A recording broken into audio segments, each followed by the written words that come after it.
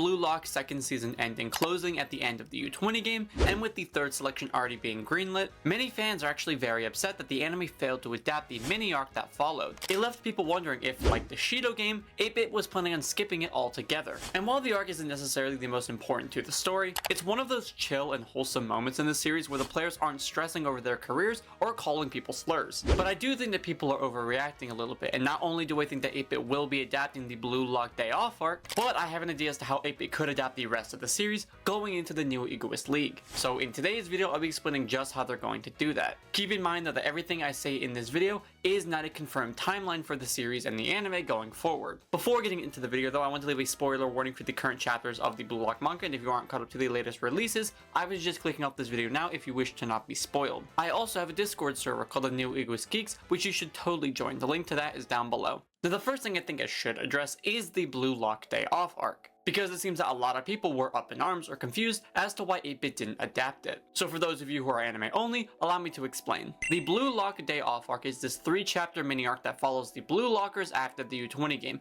and after being given a 2-week off period outside of Blue Lock. During that arc, we got to see the Blue Lockers chilling out in Shibuya, playing games at the arcade, and even challenging the former U20 team to a bowling match. And before you panic, no, it was not that Shibuya. A lot of people seemed upset that the Blue Lock Day Off arc wasn't included in the second season of the anime. With season 2 only being scheduled for 14 episodes and at the rate that they adapted the anime, they would be adapting around 4 chapters per episode. And sure, they could have just scheduled another episode for the season, but I feel leaving the season at the Kunigami and Kaiser end scenes were way more hype than what we could have gotten for the mini arc. However, I do believe that the Blue Lock Day Off arc does have a really good purpose for the anime, given the critiques about season 2 and the anime in general. And the purpose of that mini arc, my dear viewers, is the fact that we could be getting a Blue Lock Day Off OVA. For those of you who are unaware what OVAs are, OVAs, or original video animation, are typically short 24-minute animated episodes that function as a sort of side story alone adaptation of a source material that is released straight to video. You see a lot of them with shows like My Hero Academia, for instance, such as the My Hero Academia baseball episode or the most recent UA card game episode. These stories aren't something you'd see adapted from the main series, as it would take away from the core storyline. However, its purpose is to give you some extra information and content to hold you over until the season releases. And this is what the Blue Lock Day Off arc would be used for. Because of the hasty production of season 2, along with the duo release of episode Nagi in theaters, the final product for what we got came out to be, shall we say, less than consistent. However, with Blue Lock Day Off, not only is it an extremely popular section of the manga that is undeniably short, but also it's an incredibly simple task to animate those couple of chapters in comparison to the main meat and bread of the series. It's too short to count for multiple episodes in the main anime, however it is just long enough to last a single episode. And that is why they should release it as an OVA. Rather than making us wait 2+ years for new content that is potentially rushed, resulting in a negative opinion by the fan base, the studio could instead adapt this short mini arc as an OVA and release it in 2025 or 2026. This would let the studio have more time to animate the main series while providing us new and original content that isn't just a recap like the episode Nagi movie was. And if they do manage to do this, it would buy the studio at least another year or so of time without the fear of being rushed by the production committee like they were for season 2. But why exactly should they release this short mini arc as an OVA rather than the first episode of season 3? Well, I've already mentioned the length of it being a mini arc and the benefits it would provide the studio and the anime as an OVA. However, I haven't addressed why it shouldn't be the first episode of season 3. When looking at season 3's content, that season will be adapting the new Egoist League or the NEL. And with the NEL being the longest arc in the series, nearly taking up half of the series' total chapters, people are wondering how they're going to fit these over 130 chapters into one season of the anime, which is the main reason why the Blue Lock Day Off arc should be adapted as an OVA. It would allow for more content from the NEL to be adapted in season 3 instead of wasting an episode on a very chill and lax filler arc. And also let us jump straight into the action, seeing as the NEL is the most action-packed arc in the series. In terms of release date, I've already said that it should release between 2025 and 2026, so let's just move on. But now that I've addressed the mini Blue Lock arc, when am I expecting season 3 to release and how am I expecting it to be structured? Well, I actually believe that we'll be getting even more content prior to that, which follows up on another story that we've already seen before. Before getting into that though, if you are enjoying this video so far, leave me a like and subscribe down below to see more awesome Blue Lock content just like this. And if you want to become a member of this channel, you would unlock some awesome perks including custom video requests and shoutouts in videos. All of the funding would go towards the Blue Lock New World movie, so if you want to show your support,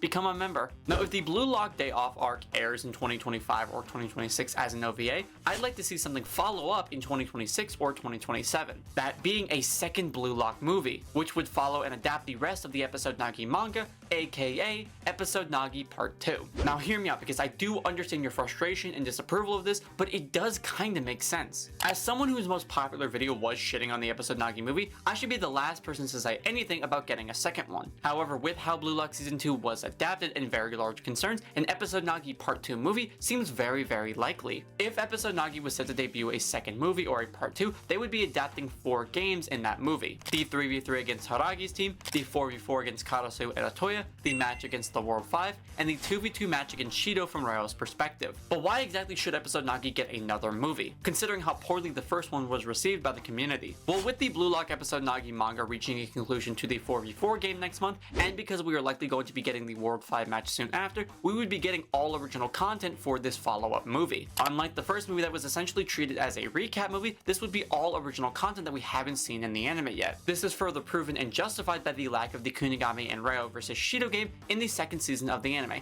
which was shown in the Episode Nagi manga. Because that match was essentially redrawn for the manga, by not including it in season 2, it could give fans more reason to go watch the film, seeing as you'd get to see more Shido content. This would also show you the situation in which Kunigami was booted from Blue Lock, which would lead to his return in season 3. I'm personally a hard believer in getting a second Episode Nagi movie, seeing as we not only have yet to complete the NEL arc in the current manga, but because Episode Nagi does have the potential for more content for the communities. I'd expect this movie to drop in 2026 or 2027, around 1 to 2 years prior to season 3 dropping. That is if the production committee doesn't rush them. And whether you'd like to see the movie or not, we would be getting all original content as opposed to the film being treated as a recap. I mean, we would be getting more Karasu, Atoya, World 5, and Shido content, but also Haragi, Aiki, and Kiyor, 3 characters who have either barely been shown what they're capable of in the main story or have yet to at all. I think making a second movie to Episode Nagi is a really good idea, and if it were to release in theaters again, I would be very excited to see it. But now what you have all likely been waiting for, how do I believe season 3 will be structured? Well, I personally believe that Blue Lock season 3 is going to be split up into 2 parts. However, I do believe that both of these parts would be treated kind of like their own season in the anime. Again, just hear me out. Part 1 of Blue Lock Season 3 would begin with chapter 153 after the Blue Lock Day Off arc, and go until chapter 240 after the Blue Lockers receive their post-Ubers bids. This would adapt around 87 chapters, making the first part of the season around 22 to 23 episodes. This would obviously depend on how much creative freedom that the animators are given, accounting for the average adaptation per episode of both Season 1 and Season 2. Part 2, if it were to be structured this way, would release around 1.5 to 2 years later, where it would adapt from chapter 241 where Bastard Munchen is seen training, to the end of the NEL, which we can assume is around chapter 300 or so. This would make the adaptation around 59 chapters, around the same length as Season 2's adaptation, making Part 2 of Season 3 around 14 episodes or so. I genuinely think that this is the smartest idea in a way as to not mess up the pacing of the story, but also allow enough time for the animators to create higher quality content. The studio could market Part 1 of Season 3 as the NEL, showing off moments from Barcha, Manshine, and Ubers while hiding any information about PXG, which would allow for them to market Season 2 as Versus PXG, where we see things for Loki, Charles, Rin, and Shido. They could market it as 2 different seasons, however, it would be Part 1 and Part 2 of Season 3. It would just be combined together for the conciseness of streaming platforms. As for how I believe each episode is going to be paced, allow me to explain my personal predictions. Now, because Blue Lock Season 2 continued with the episodes being 25 plus as opposed to Episode 1, while I will call them Episode 1, it'll likely be presented as Episode 39 or something like that. I'm also going to be giving each prediction my own fan title, so let's just jump right into it. Episode 1, titled Bastard Munchen, will adapt chapters 153 to 155, beginning with the Blue Lockers walking back into the project and ending on Noah Noah's introduction to the series. Episode 2, titled Kaiser, would adapt chapters 156 to 158, beginning with the Blue Lockers running the obstacle course and Kaiser's introduction, and ending on the beginning of the Barcha vs Bastard Munchen game. Episode 3, titled Jinga X Monster, would adapt chapters 159 to chapters 163, adapting Kunigami's failed shot, both Bachira and Kaiser scoring their goals, and ending with Isagi subbing onto the pitch with the Master Strikers. Episode 4, titled God-Given Talent, would adapt chapters 164 to 176, beginning with the Master's goals and ending with Kunigami scoring from Isagi's pass. Episode 5, titled Super Entertainment, would adapt chapters 168 to chapters 171, where we would get the reveal of the Blue Lock values, we'd see the PXG vs Uber's game segment,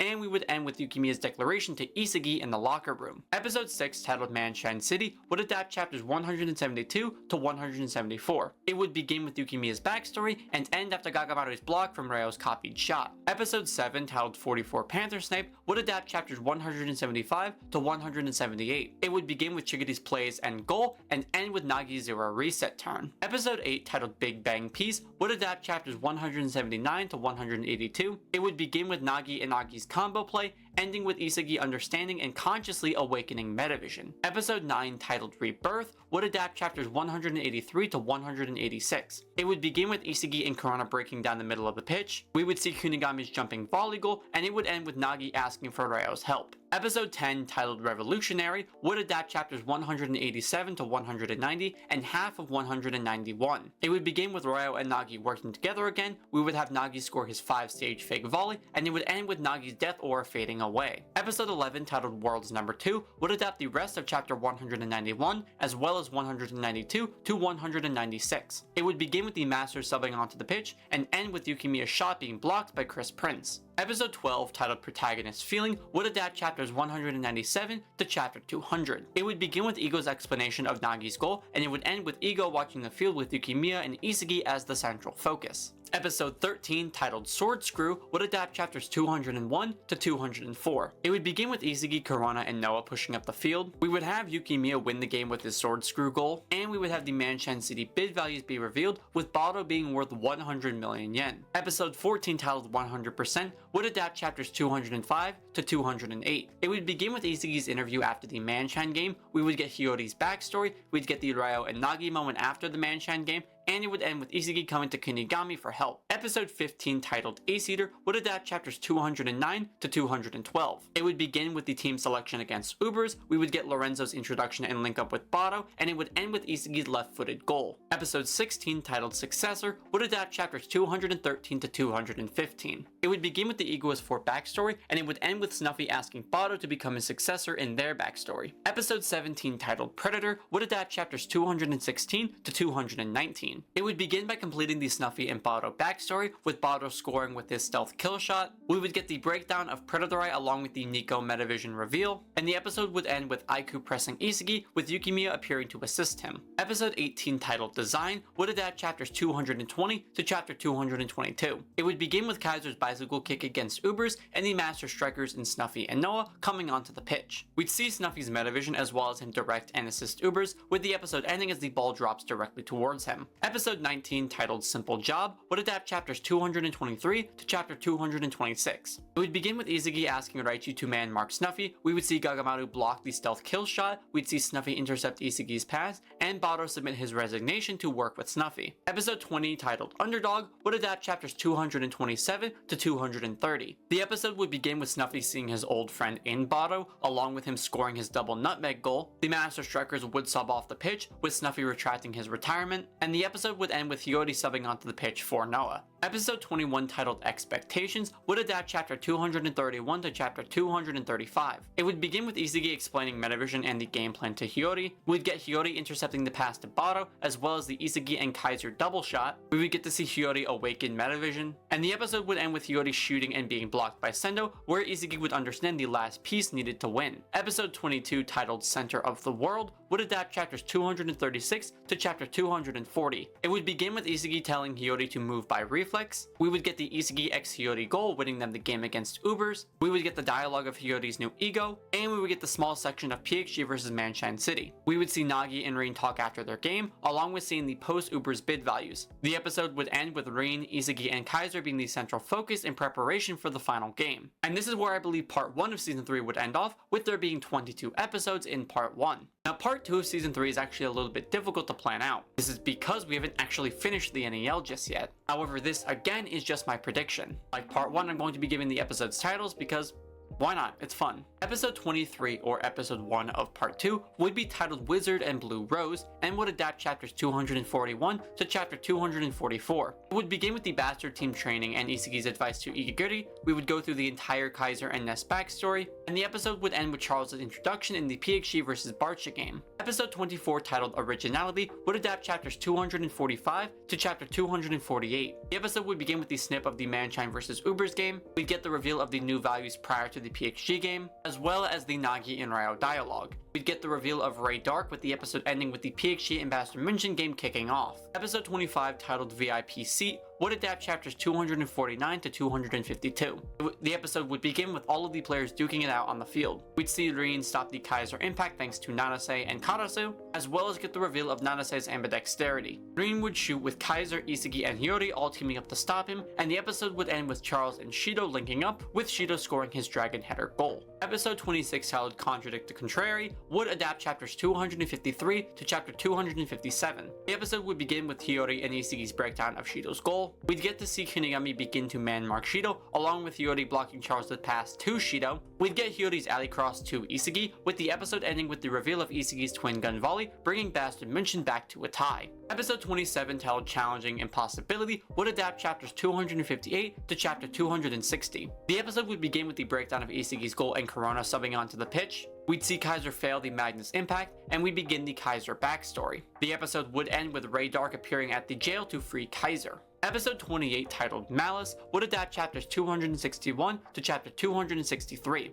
The episode would begin with the completion of the Kaiser backstory, leading back into the game where Isagi tells Kaiser that Bastard München is no longer his team. We would see Kaiser realize his zero-state mindset and understand his true ego. We'd have Kaiser begin to work with others like Reichi, and the episode would end with the teaser of Kiora. Episode 29, titled Superstar, would adapt chapters 263 to chapter 267. The episode would begin with Kiora's backstory. We'd see Charles block Isagi's shot and the ball fall towards Ness. We'd see Ness pass where Kiora would pick up the ball and pass to Kaiser. We'd then get the luck moment for Kaiser as he scores using the Magnus goal. The episode would end with Kaiser and Isagi declaring their challenge for the throne with one final goal, with Rin lurking in the background. Episode 30, titled Break, would adapt chapters 268 to chapter 271. The episode would begin with Ubers reacting to Kaiser's goal. We'd get the moment where Rin begins to tap into his flow state, where he matches up against Isagi and then steals the ball from Corona. We get the backstory of Rin and Sai, where we learn about Rin's true ego, with the episode ending as Rin enters Destroyer mode, with Kaiser coming over to challenge him. Episode 31, titled Free For All, would adapt chapters 272 to chapter 275. The episode would begin with Kaiser and Isagi versus Rin. We'd see Rin lose the ball to Ness, and then he'd pick it back up again thanks to Nanase. Rin would then pass the ball to Charles over scoring, where he uses the Rabona cross to give a pass both to Rin and the newly freed Shido. We would see Isagi awaken Omnivision, and the episode would end with Rin bleeding after scoring his crash shoot goal. Episode 32, titled Genius and Prodigies, would adapt chapters 276 to chapter 279. The episode would begin with the world reacting to Rin's goal. The Master Strikers and Loki and Noah would sub on, along with Igiguri, who would stop Rin using his genius-killing militia. We'd get the reveal of Noah's true ego, and the episode would end with Loki blocking the Magnus from the free kick. Episode 33, titled The Formula for Evolution, would adapt chapters 280 to chapter 284. The episode would begin with Zantetsu picking up the loose ball and rushing down the field. Isagi would ask Noah for help, however he would refuse to give him any advice. We'd cut away to Ego, who would explain the talented learner and genius complex, where Isagi realizes that Kaiser is a talented learner. By analyzing Kaiser, Isagi would be able to tap into his true flow state, being Omnivision, and position himself to challenge Rin. He'd face Rin and force him into a position where Kaiser could block Rin's shot, where Gagamaru would complete the play. We'd get Isagi's explanation of the play as the Master Striker sub off the field, and the episode would end with Isagi asking Kaiser to team up. Episode 34, titled New Era, would adapt chapters 285 to chapter 287. The episode would begin with Kaiser and Isagi teaming up, forming a Devil's Contract. Isagi and Kaiser would unify Bastard München, however both Charles and Karasu would come in to stop them from shooting. This is also where we'd get the reveal that Karasu has awakened Metavision. We would get the team up of Rin and Shido as they make their way down the pitch. Isagi and Kaiser would eventually stop Rin. However, we would learn that thanks to Igiguri's dangerous play against Shido, he will be subbed off the field. and the episode would end with Isagi comforting Igiguri. Now, given the point that we are at in the current manga, I can't actually give my prediction for the rest of the episodes. This is because the NEL, like I said, is not finished just yet. However, if we assume that the NEL in its entirety will end around chapter 300, that would mean we have around 3 to 5 more episodes depending on the pacing. That would lead part 2 of season 3 to being around 15 to 17 episodes,